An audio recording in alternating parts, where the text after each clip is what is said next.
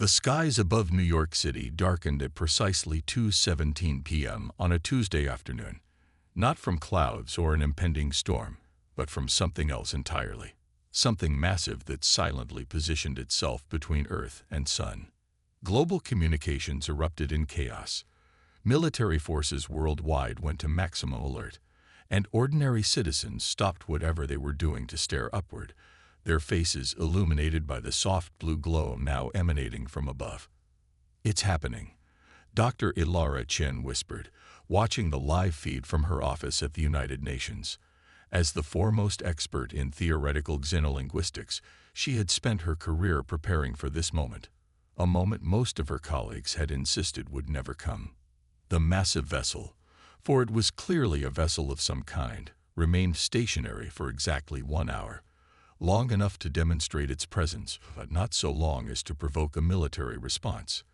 Then smaller craft detached from the main structure, descending through the atmosphere toward major cities across the globe. New York, Beijing, Lagos, Sydney, Moscow, and Rio de Janeiro. Within hours, Ilara found herself seated before a delegation of beings that called themselves the Galactic Concord. High Observer Zix led the group, a tall, six-limbed entity whose translucent skin revealed pulsing organs that shifted in color as it spoke. "We have observed your species for some time," Zix stated, its voice processed through a crystalline device that rendered it in perfect, unaccented English. "You are classified as a moderate threat species, though there is significant disagreement among our assessment teams." "Threat?" Ilara asked, maintaining her composure despite the surreal situation. "We haven't even achieved efficient interstellar travel. How could we possibly threaten an alliance capable of building?" She gestured upward, indicating the enormous mothership still visible in orbit. Zix's internal organs shifted from blue to a deep purple. "Technological advancement is but one measure of potential threat.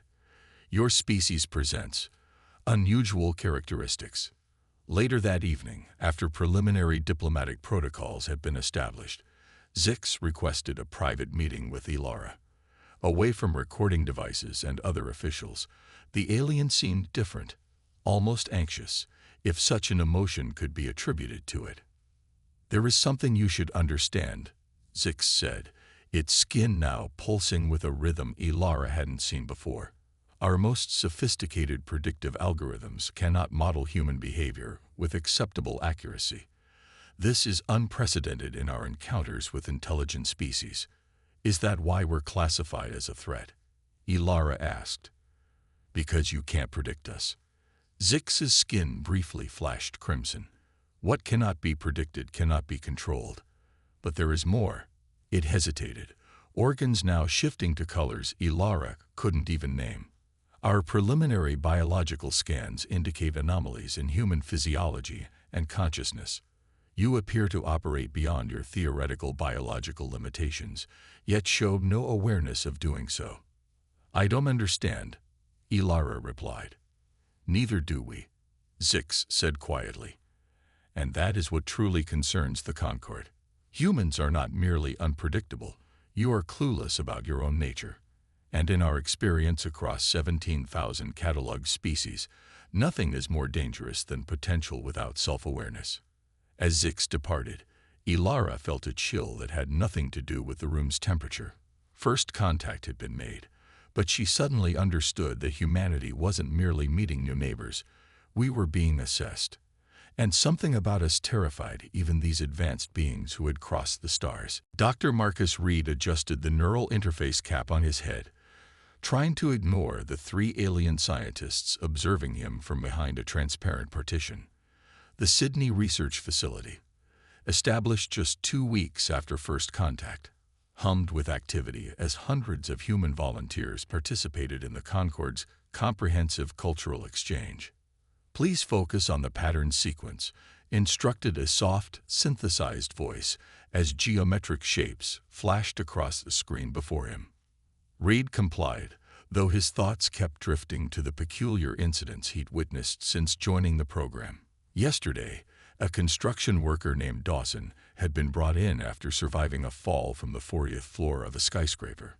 The man had walked away with minor bruising. Medical scans showed his bones should have shattered on impact, yet somehow they hadn't. Fascinating response patterns, murmured one of the aliens.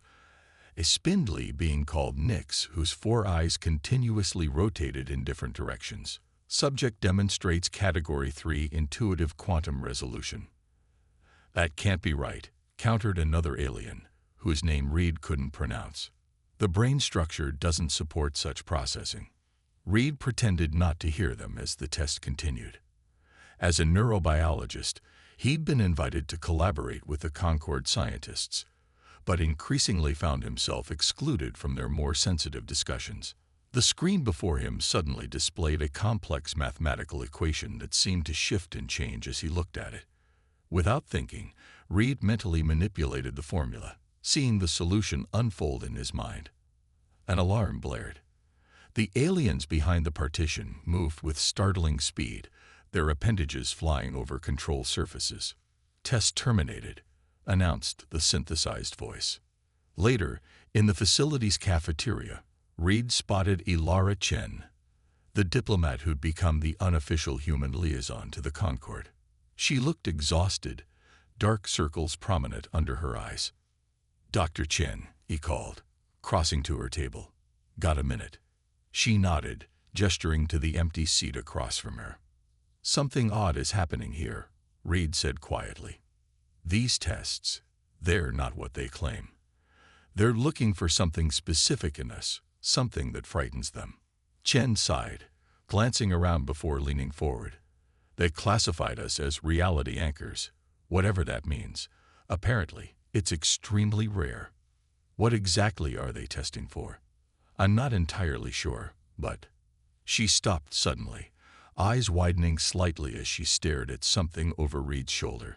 Reed turned to see High Observer Zix approaching their table, its skin cycling through shades of deep blue and violet. "Dr. Reed," it said, voice modulator creating perfect human speech. "Your test results require further analysis. Please accompany my security team." Reed noticed for the first time the 2 hulking figures flanking Zix, not the slender scientists he was accustomed to seeing, but heavily armored entities with insectoid features. "Is there a problem?" he asked, trying to keep his voice steady. "Not at all," Zix replied, its skin briefly flashing crimson. "Your brain activity during the final sequence showed abnormalities, most impressive abnormalities." That night, after hours of additional testing, Reed returned to his quarters in the facility's residential wing. Sleep eluded him as he replayed the day's events. On impulse, he accessed his secured workstation and used his credentials to search the Concord's database for his test results. What he found made his blood run cold. His scan was classified as Anomaly Type 7, the highest threat assessment category. Beside his file were thousands of similar cases throughout human history, all marked for special observation or resolution. Most disturbing was the note appended to his file. Subject demonstrates unconscious reality manipulation capabilities. Priority surveillance authorized. Contingency Protocol 9 approved if abilities manifest further. Reed startled awake at the unmistakable sound of his apartment door being bypassed. He rolled silently from bed, heart pounding as he grabbed the nearest potential weapon, a heavy desk lamp. "I wouldn't bother with that," said a calm female voice from the darkness of his living room. "If I meant you harm, you'd already be dead or detained." A slim figure stepped into the faint light coming through the bedroom doorway. The woman appeared to be in her 30s, with cropped dark hair and the alert posture that screamed military training. "Talia Wright," she said, not offering her hand. "United Earth Defense Intelligence. We need to talk, Dr. Reed." "How did you get in here?" Reed demanded, still clutching the lamp. Wright ignored the question, instead placing the small device on the coffee table.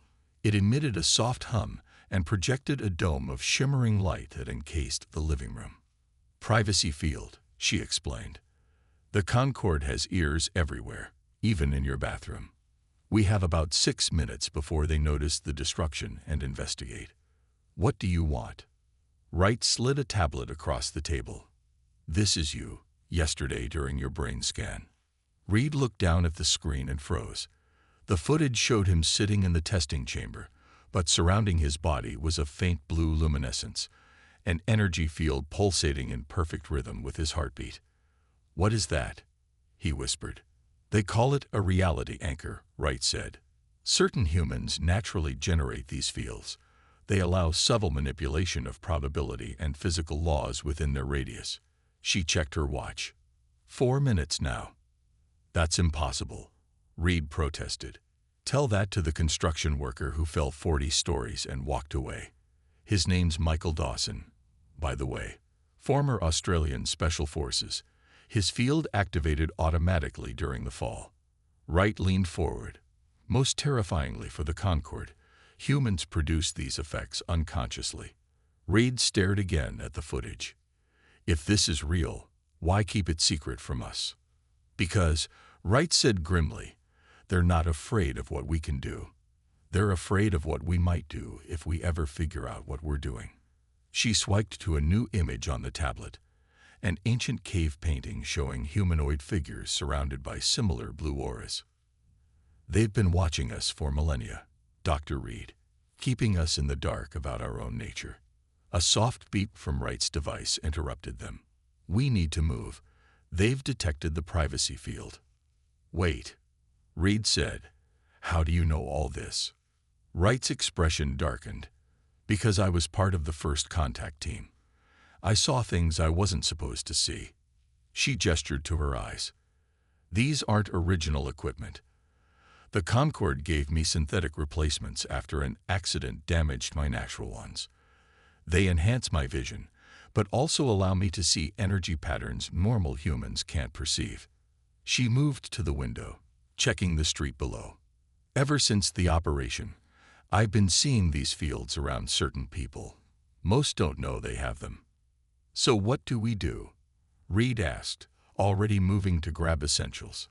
"First, we disappear," Wright replied. "Security Director Vorn has issued a capture order for you. Contingency Protocol 9 isn't something you want to experience." She passed him a small black disc. "Place this on your neck." Reed hesitated. "It's a biorhythm scrambler," she explained. "It'll mask your energy signature for about 12 hours, long enough to get you somewhere safe." As Reed complied, the apartment lights suddenly cut out. From the hallway outside came the sound of heavy footsteps. "Too late," Wright muttered, drawing a sleek pistol from her jacket. "Time for Plan B." She gestured toward the bedroom. "Is there another way out of here?" Reed nodded. "The bathroom window leads to a maintenance shaft."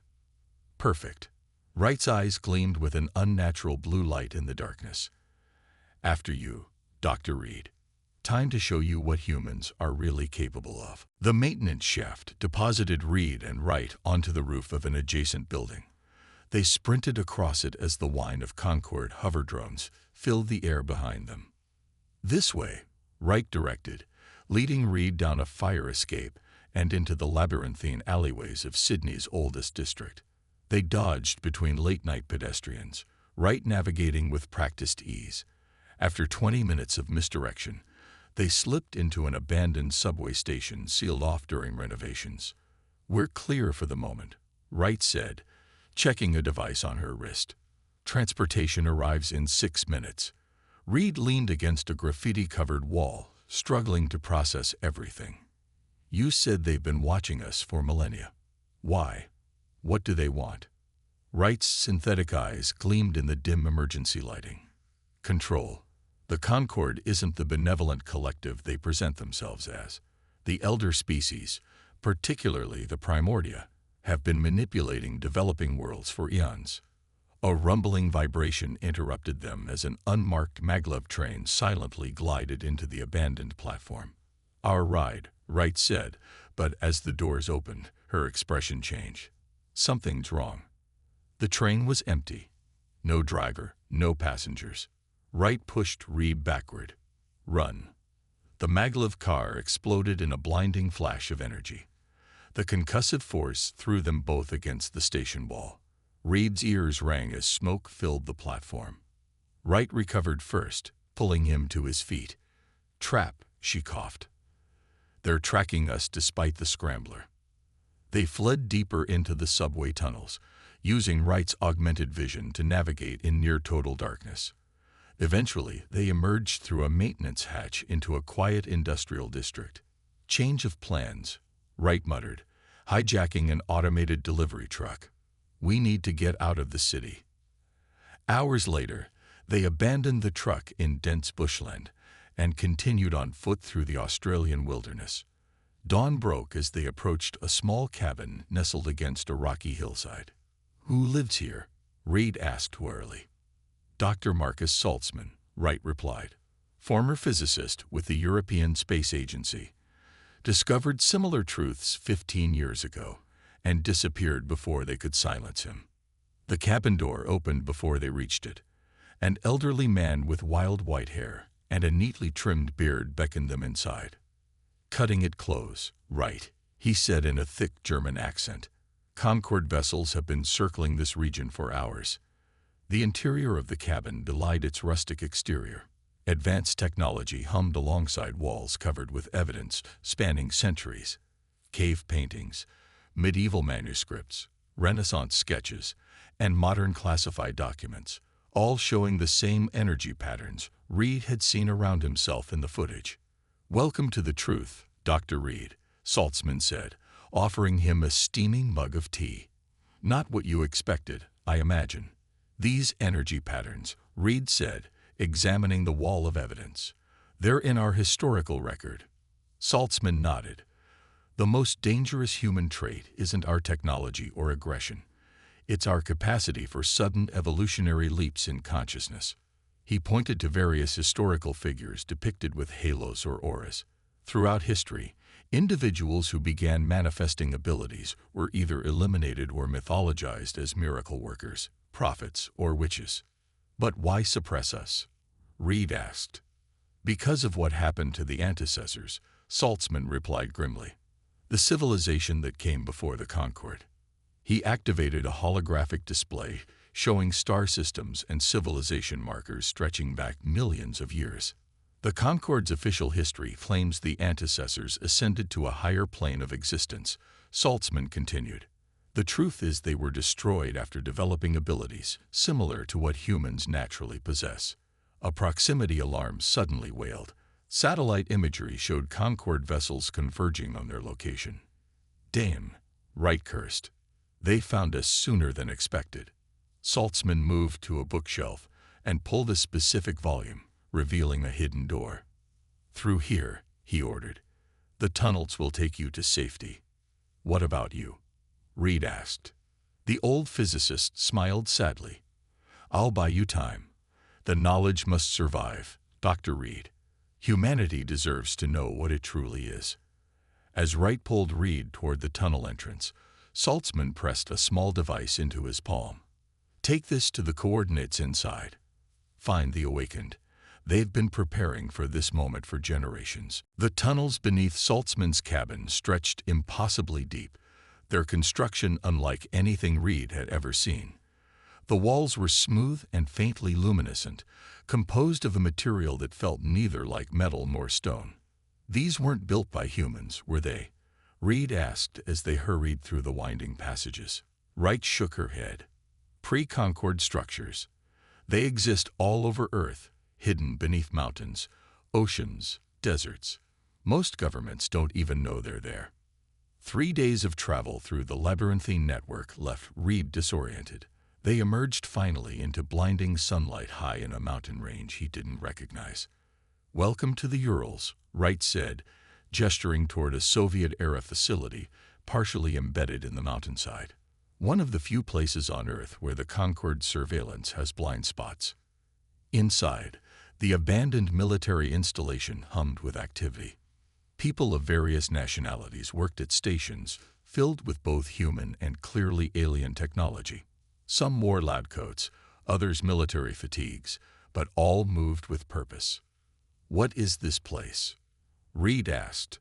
"Home of the Awakened," replied a deep melodic voice behind them. Reed turned to find himself face to face with a powerfully built man with dark skin and intense eyes. Despite his imposing stature, he exuded a remarkable calmness. Gabriel Santos. The man introduced himself, offering a calloused hand. Once a simple fisherman from Bahia, now something else. Santos led them through the facility, explaining as they walked. For centuries, certain humans have stumbled upon fragments of our true potential. Most were eliminated or discredited. Some managed to pass their knowledge on before they were silenced. They entered a large chamber where several people sat in meditation, surrounded by monitoring equipment. Around them, small objects, pens, cups, books, hovered in midair. Are they telekinetic? Reed asked, astonished. Santos smiled. That term implies moving objects with the mind. What they're actually doing is adjusting local reality parameters to alter gravitational constants within a limited field. That's impossible, Reed whispered. Only because you believe it is, Santos replied. All humans have these gifts, but something buried in our DNA keeps us blind to them. He guided Reed to a private room where medical equipment surrounded a reclined chair. Through ancient meditation techniques merged with technology we've reverse-engineered from Concord artifacts, we can help you access your latent abilities. Reed hesitated. What exactly will this do to me? It won't change who you are, Santos assured him. It will simply remove the veil that has been placed over your perception. Wright touched Reed's shoulder. I've been through it. It's intense, but necessary if we're going to have any chance against the Concord. Reed thought of Saltzman, who had likely sacrificed himself to help them escape. Of the countless humans throughout history who had been silenced for glimpsing the truth. With a deep breath, he sat in the chair. I'm ready. The procedure began with injections of a luminescent fluid and the placement of neural interfaces on specific points of his skull. As the machines hummed to life, Santos spoke softly near his ear. Don't fight what you see.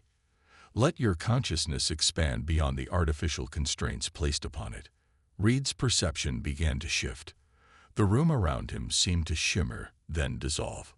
He felt his awareness stretching outward, beyond his body, beyond the facility.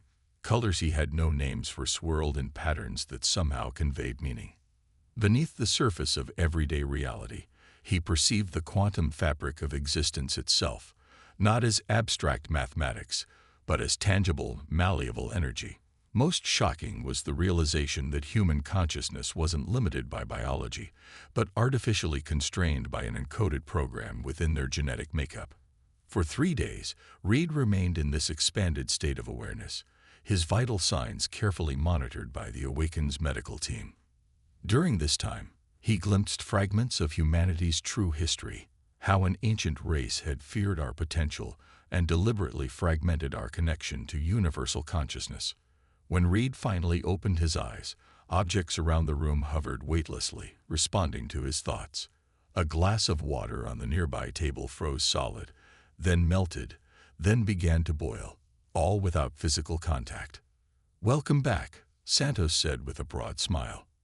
How do you feel? Reed looked at his hands, now surrounded by the same blue energy field he had seen in the footage. Like I've been blind my entire life, he whispered. And I'm just now learning to see. 2 weeks after his awakening, Reed stood with Santos and Wright in the Awaken's command center, watching global news feeds with growing alarm. The Concord had issued an ultimatum to Earth's governments. Surrender all infected humans showing signs of awakening or face immediate planetary quarantine. To demonstrate their power, they had simultaneously neutralized Earth's entire nuclear arsenal from orbit, rendering weapons systems inoperable without firing a shot. They're terrified, Santos observed. Our monitoring systems detected 17 additional Concord vessels entering the solar system yesterday. Wright nodded grimly. They've never deployed a containment fleet this large, not even for the Syrian rebellion. Reed studied the tactical displays showing Concord positions around the globe. We can't fight them conventionally. Even with our abilities, we're outnumbered and outgunned. Perhaps we don't need to fight, said a new voice. They turned to find Dr. Elara Chen standing in the doorway, accompanied by a figure that caused everyone in the room to reach for weapons. High Observer 6. Hold, Santos commanded, raising his hand. Let them speak. Zix's skin pulsed with a previously unseen violet hue as it stepped forward. Your species faces extinction, it said quietly. But I believe this is a profound mistake. The next hours were spent in tense discussion as Zix revealed the Concorde's deepest secrets. According to the High Observer, billions of years ago, a singularity event created a conscious universe. This universal consciousness eventually fragmentized into countless separate beings through a process the Concorde called the Great Divergence. Most species evolved with natural limitations to their perception, Zix explained, but humans developed with unique potential to reconnect with this universal consciousness. And that frightens the Concorde, Chen added, particularly the Primordia, the crystalline beings who founded it. Zix's skin rippled with what Reed now recognized as agitation. The Primordia claimed to have transcended physical form millennia ago, but the truth is more complex. They fear what humans might become because they once faced a similar species, the antecessors. Saltzman mentioned them, Reed said. He claimed they were destroyed. Not destroyed, Zix corrected. Enslaved. Their consciousness was harvested to power the Primordia's ascension technology. The same fate awaits humanity if the Concorde's directive proceeds unchallenged. Wright slammed her fist on the table. So what do? We can't exactly request a diplomatic meeting now. Actually, Chen said with a small smile, that's exactly what we're going to do. She outlined a daring plan. The Concorde's mothership currently hovered above Geneva, where their council was voting on humanity's fate. With Zix's access codes and knowledge of the ship's systems, a small team could infiltrate the vessel and address the council directly. Most younger Concorde species don't know the truth about the Primordia, Zix explained. If presented with evidence, they might rebel against the founder's authority. And what evidence do we have? Santos asked. Reed stood, the blue energy field around him pulsing strongly. We have me. If I can connect my consciousness to the ship's neural network, I can broadcast what I've learned, what I've seen, to every being present. That's suicide, Wright protested. The Primordia will destroy you the moment they realize what you're doing. Not if I'm not alone, Reed replied, looking at Santos. How many of the awakened can synchronize their consciousness simultaneously? Santos' eyes widened as he understood. Theoretically, all of us. But it's never been attempted at that scale. It has to work, Chen said firmly. It's our only chance. The plan came together rapidly. While the awakened prepared for the unprecedented mental linking, Chen and Zix mapped out the infiltration route. They would need to bypass the mothership's security, navigate to the council chamber, and create a diversion long enough for Reed to establish the connection. The night before their mission, Reed stood alone on the facility's observation deck, staring at the stars. Wright found him there, her synthetic eyes glowing softly in the darkness. Having second thoughts? She asked. Reed shook his head. Just wondering what happens if we succeed. Humanity learning about its true nature. It won't be an easy transition. Revolutions never are, Wright replied, moving to stand beside him. But I'd rather we face the challenges of freedom than continue living in comfortable imprisonment. Reed turned to her, the energy field around him brightening. Tomorrow, everything changes, for better or worse. For better, Wright said with conviction. Whatever happens, humanity won't be clueless anymore. As dawn broke over the Ural Mountains, the team made final preparations. The infiltration squad, Reed, Wright, Chen, and Zix, boarded a modified Concorde shuttle that the renegade High Observer had secretly secured. Santos clasped Reed's hand before he boarded. Remember, all of us will be with you. When the moment comes, you won't be alone. The shuttle's engines hummed to life as Reed took one last look at the facility, at the humans who had awakened to their true potential. Whatever happened in Geneva would determine not just their fate, but the destiny of all humanity. "Ready?" Chen asked from the pilot's seat. Reed nodded, feeling the combined consciousness of the awakened like a warm current flowing through his mind. "Let's rewrite history." The Concorde mothership loomed above Geneva like a metallic moon, its surface shimmering with energy barriers and defense systems. Using Zix's command codes, their shuttle approached through a maintenance vector normally reserved for high-level officials. "Security protocols have been upgraded since my departure," Zix warned as warning lights flashed on their approach console.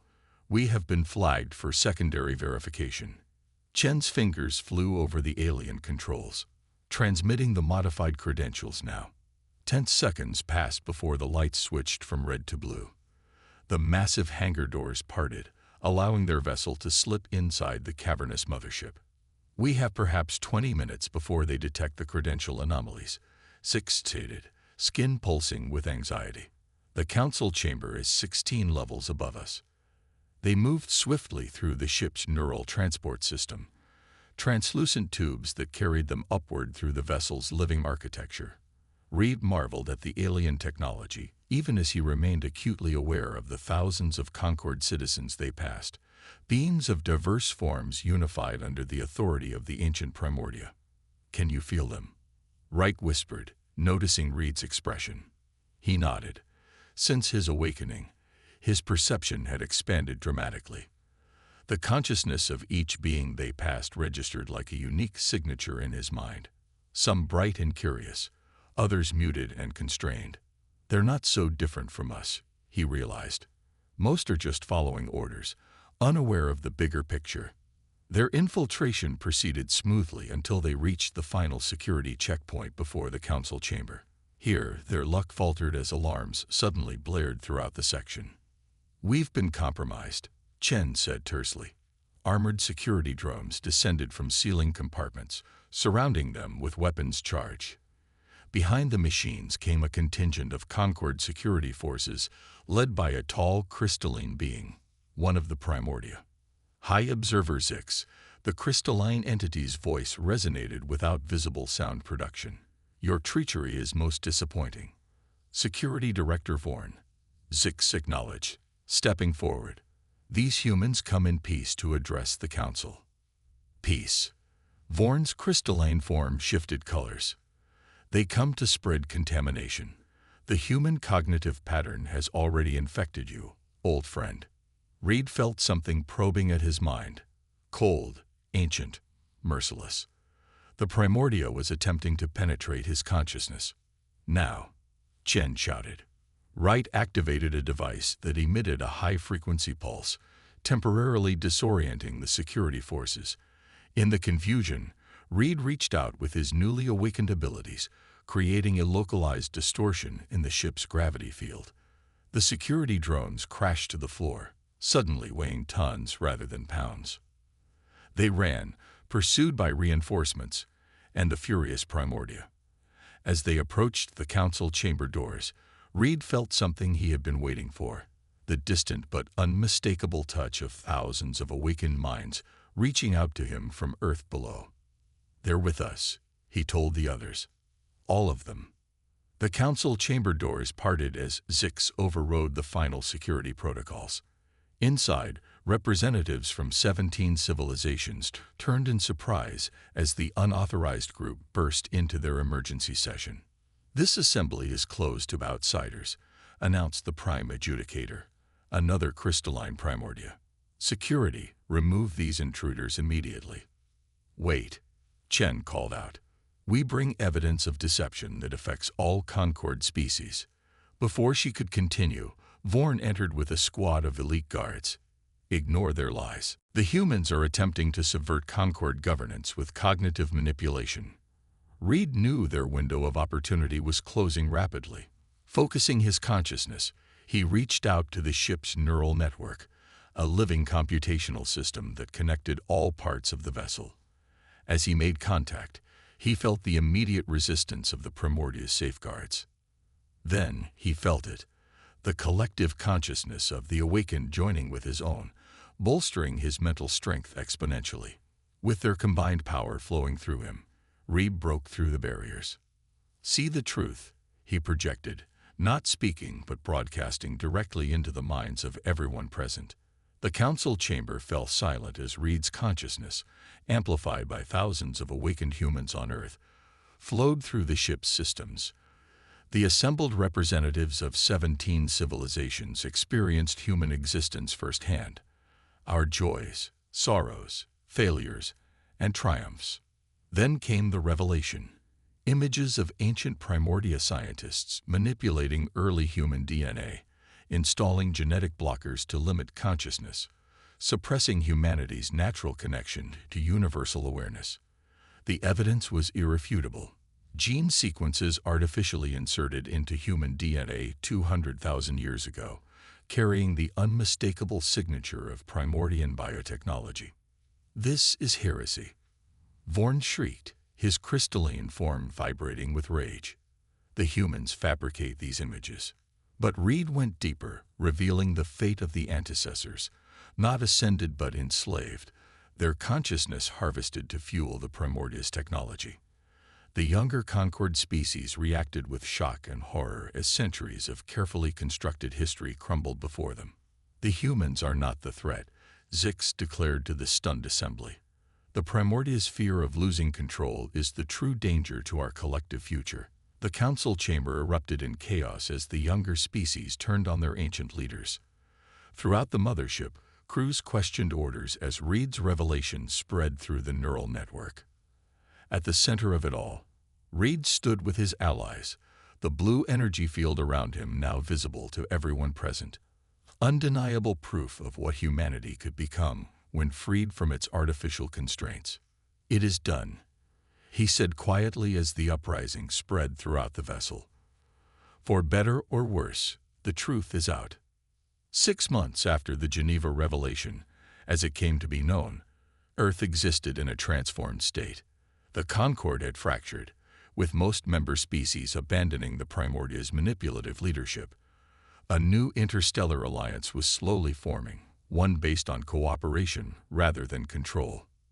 Reed stood at the window of the newly established Awareness Academy in what had once been the Awaken's secret mountain facility.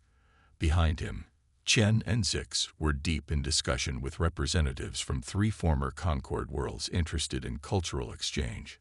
"Still hard to believe sometimes, isn't it?" Wright said, joining him at the window. Below them, in the Academy's main courtyard, students of all ages practiced with their newly awakened abilities. Some lifted objects with localized gravity manipulation, others communicated telepathically across distances, and a few of the more advanced students were even learning to perceive multiple timelines simultaneously. "Every day brings new discoveries," Reed agreed. "And new challenges." The transition had not been without difficulties. While the Concord's forced quarantine of Earth had ended, humanity's awakening progressed unevenly. Some people embraced the change enthusiastically, while others resisted, finding comfort in familiar limitations. There had been incidents, a teenager in Brazil accidentally creating a time dilation field that aged a city block by 50 years in minutes, a meditation group in Japan that accidentally linked their consciousness so completely they temporarily lost all sense of individual identity, a physicist in Germany whose experiments with quantum manipulation had briefly opened a portal to somewhere else. "How are the new students adapting?" Wright asked. Reed smiled. "Better than expected. Children seem to have an easier time accepting their abilities than adults, less mental conditioning to overcome."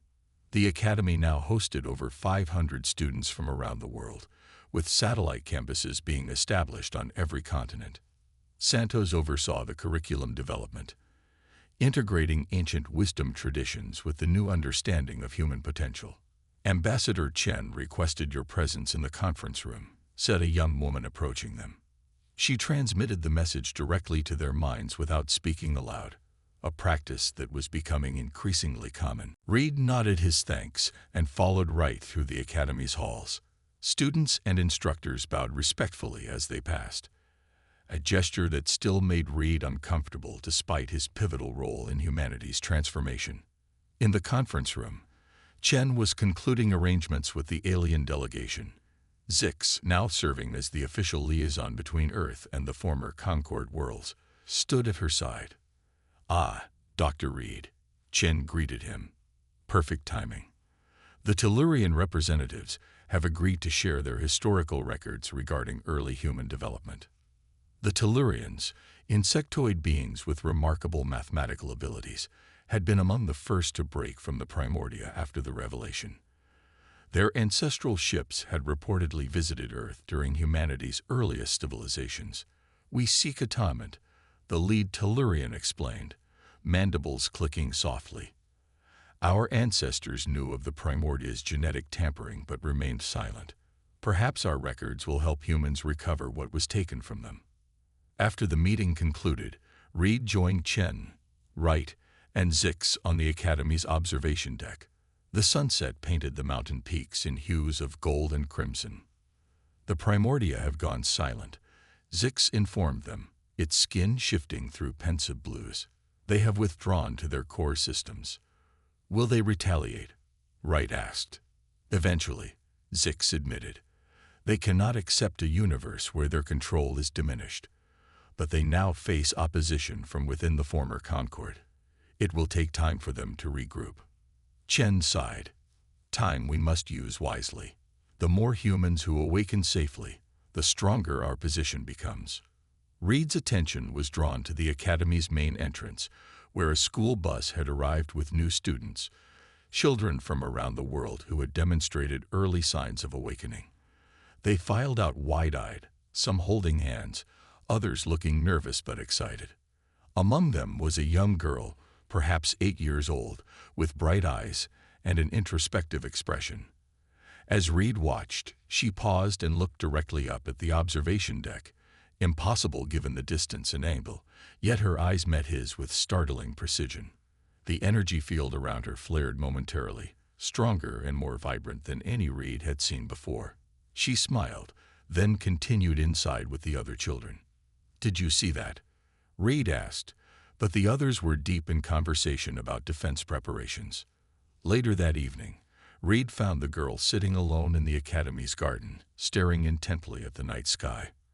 Her name, according to the registry, was Amara Zhang, daughter of a quantum physicist and a meditation instructor. "May I join you?" Reed asked. She nodded without looking away from the stars. "You're the one who showed everyone the truth," she said. "The one who broke the chains." "One of many," Reed corrected gently. "What are you looking at so intently?" "Not looking," Amara replied. "Listening." Reed expanded his perception, following her example. To his surprise, he sensed something, a vast, ancient awareness reaching back toward Earth. Not the cold intellect of the primordia, but something far older and more fundamental. "What is it?" he whispered. Amara finally turned to him, her eyes reflecting starlight. "The universe remembering itself through us," she said simply. "We're not just waking up to our abilities, Dr. Reed. We're waking up to who we really are." As if to demonstrate, she raised her small hand. Above it, a perfect miniature galaxy formed from particles of light, spinning slowly in the night air.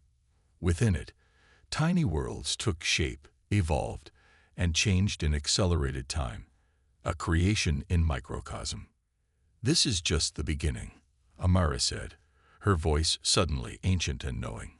"Humans were never meant to be clueless. We were meant to be conscious." The galaxy dissolved back into motes of light that drifted away on the mountain breeze. Amara yawned, suddenly just a tired child again. "I should go to bed. First day of classes tomorrow."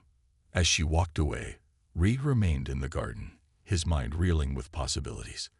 Perhaps the most terrifying truth wasn't that humans had been clueless about themselves, but how limitless they might become once they truly knew. He looked up at the stars, feeling the distant presence of the primordia, the watchful interest of former Concord worlds, and something else, something vast and patient that had waited eons for consciousness to remember itself. "We're ready," he whispered to the cosmos, and somewhere in the depths of space and mind, he felt the universe acknowledge his words. A new dawn had truly begun.